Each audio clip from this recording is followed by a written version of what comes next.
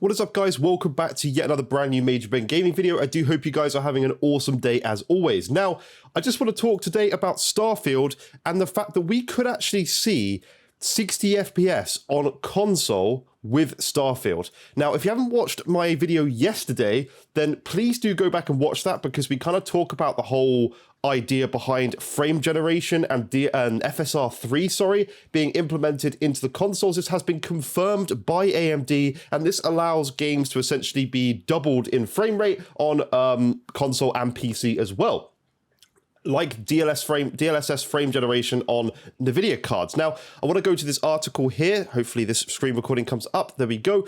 So this is from, obviously, Digital Foundry. They're talking about FSR3, the tech behind it, frame generation, and all that kind of stuff. Now, as you can see, we look at a game like Forspoken here. I think that's mostly on the screen. You can see that. As you can see, without using FSR3, they're getting 36 FPS at 4K, and with FSR3 enabled with performance mode. Now, obviously, there is implications on the image. You can even see here that things are a little bit more hazy. There's always going to be implications, even on my RTX 4090 using frame generation, which is essentially the same technology. There are always things that look worse. But the point is, there is an option, and options are key with consoles. So 36 FPS boost all the way up to 122 FPS, which is very much like what we get on the frame generation on DLSS. And Digital Foundry have already tested this. You can go on their channel and look for this kind of stuff. Again, here you can see using HyperRX, there's a huge performance gain as well. And these are the games, sorry, I'll just move my camera out of the way, that will be supported at the launch of this. I don't think you can see that. Let me just move it around a bit so you can see there. That's all the games supported at launch. Sorry,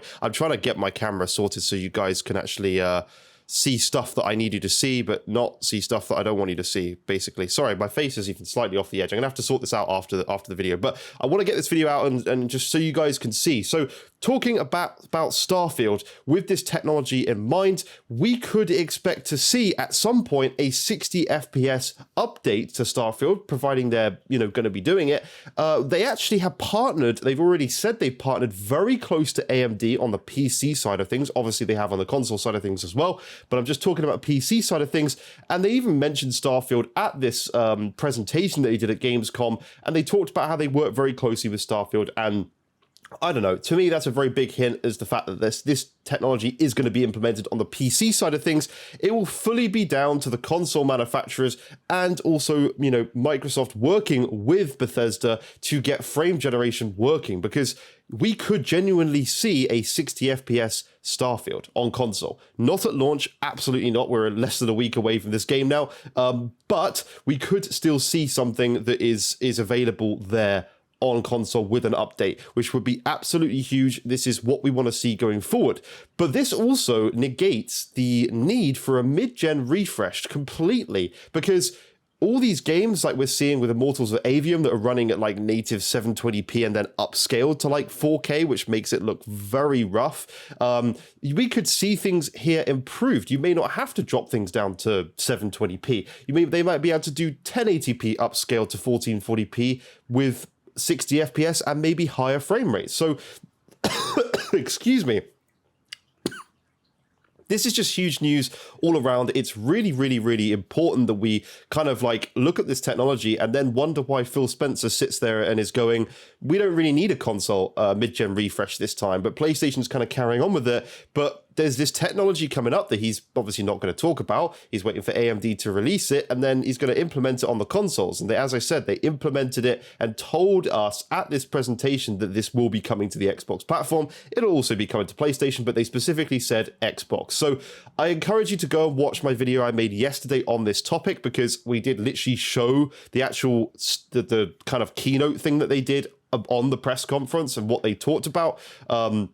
So yeah, I mean, definitely go and check that out. But I just want to go back to, sorry, I'm getting used to my keybind. So let me just fix my camera. Like, what the hell is this? Like, when I lean forward to a certain point like here, that's kind of where we need it, right? I think that's good. So we're looking at, where was it? Down here. So, however, we saw in the demo was clearly worthwhile. The bottom line is that we did indeed see The Last of Us 1 running at circa 160 FPS and higher, albeit with VSync off. These things tend to turn VSync off. So there was screen tearing. We suspect this is because it was running outside of, the VRR. That makes sense. But look at the frame rates that you can see that they're talking about, and you can see that they're getting in all of these images. Like, this isn't something that's just fake. Like, this is something that's huge, and also I'm already using on my RTX 4090 with FSR. These images are real. You can expect frame rates to be increased significantly at many resolutions. So here's a perfect one, like a game that's running that says 53 FPS here, by the way, just because I know it's slightly off screen. You can see that this is 53 FPS, and they're using FSR3, and then they're getting it up to 85 FPS. Now, that is the difference between a game potentially by the devs being limited to 30 FPS only because it's not stable, or implementing FSR, potentially locking it at 60 or allowing it to go above. We can see games actually that would maybe be limited by devs to 30, increased to 60 or above in some cases, because devs often tend to, like they did with Starfield, if a game isn't running solidly at 60 the whole time and there's fluctuation down to the 40s or even high 30s, they will lock it at 30 because they don't want people's experience to be ruined by this constant fluctuation in FPS. And I know you'll say, well, what about VRR? Well, there are so many people who do not have VRR displays. They are extremely expensive. I have one behind me, the LG C1 I've got, which has VRR. It's extremely expensive TV.